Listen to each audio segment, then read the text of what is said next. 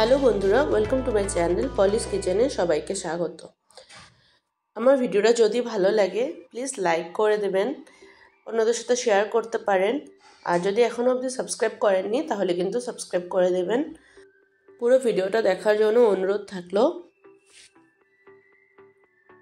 আমি আজকে বানাবো চকিয়া ইলিশ শুটকি, বা এটাকে চান্দিনী ইলিশ শুটকিও বলে। তো আমি পিস করে এটাকে 4 ঘন্টা মতো ভিজিয়ে নিয়েছি। ভেজানোর সময় কিন্তু জলটা ঠান্ডা গরম মিক্স করে তখন ভিজিয়ে রাখলে ভালো থাকে। বেশি গরম জলে ভেজালে কিন্তু মাছটা গলে যেতে পারে, সেজন্য ঠান্ডা গরম মিক্স করে রেখে জলটা নিয়ে 4 ঘন্টা মতো ভিজিয়ে নিলে কিন্তু একদম শুটকিটা পুরো মাছের মতোই হয়ে যায়।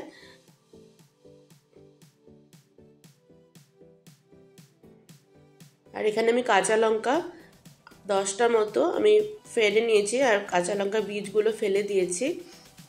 এখানে বেগুন কেটে নিয়েছি, আলু কেটে নিয়েছি। এবার শুটকিটার মধ্যে আমি হলুদ মাখিয়ে নিচ্ছি। নুন দেব না, কারণ শুটকিটার মধ্যে নুন থাকে, সেজন্য নুনের ব্যবহারটা অল্প ভেবে করতে হবে। জাস্ট হলুদ মাখিয়ে নিলেই হবে। এবার কড়াইতে তেলটা ভালো করে গরম করে নেব।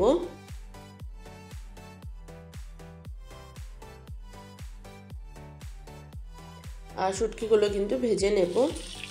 গ্যাসের ফ্লেমটাকে কিন্তু আমি লো করে রেখেছি, আর বেশি সময় ভাজতে লাগবে না, জাস্ট এপিট ওপিট করে ভেজে নিলে কিন্তু হয়ে যাবে।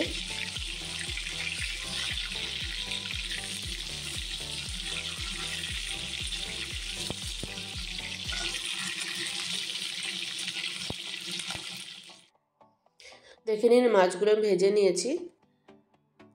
এবার ওই তেলের মধ্যে আমি কালো জিরে ফোড়ন দিয়ে দিচ্ছি, আর কাঁচা লঙ্কা।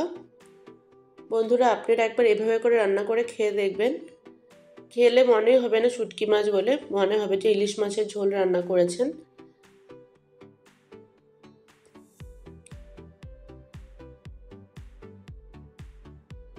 আলু বেগুনটা দিয়ে ভালো করে লাড়ি চাড়িয়ে নিচ্ছি তেলের মধ্যে।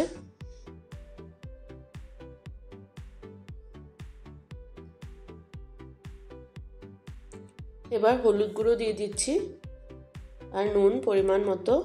নুন কিন্তু আর আমি আর দেব না, এখানে আমি 1 চামচ মতো নুন দিয়েছি।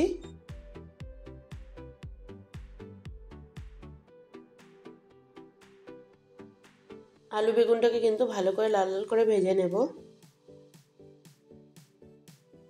এবার আমি গরম জল দিয়ে দিচ্ছি। জলটা পরিমাণ মতো দেবেন, আপনারা কতটুকু ঝোল রাখতে চান।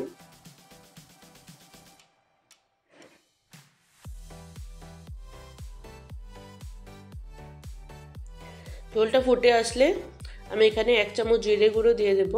এখানে কিন্তু আর কোনো মশলা ইউজ করব না, খালি একমাত্র জিরে গুঁড়োটাই ইউজ হবে।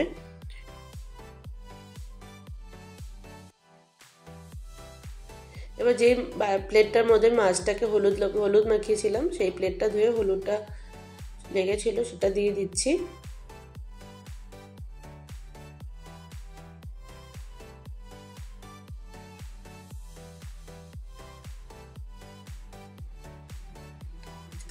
এখানে সামান্য হলুদ লাগবে, সেজন্য একটু সামান্য হলুদ আমি দিয়ে দিলাম।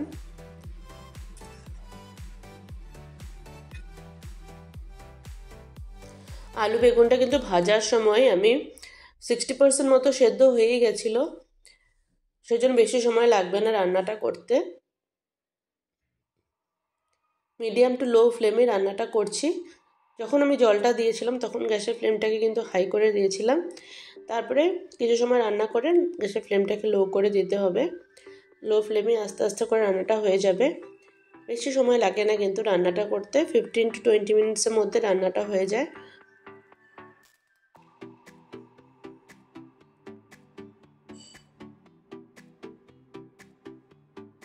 রান্নাটা কিন্তু অলমোস্ট হয়ে গেছে। এবার গ্যাসের ফ্লেমটা অফ করে দিয়েছি।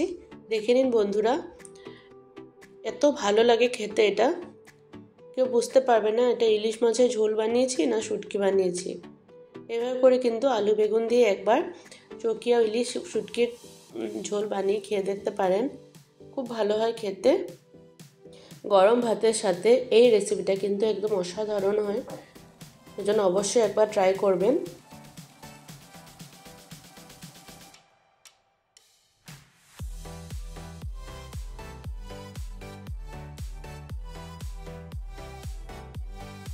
আমার ভিডিওটা যদি ভালো লাগে প্লিজ লাইক শেয়ার সাবস্ক্রাইব করবেন, আর পুরো ভিডিওটা দেখার জন্য অসংখ্য ধন্যবাদ।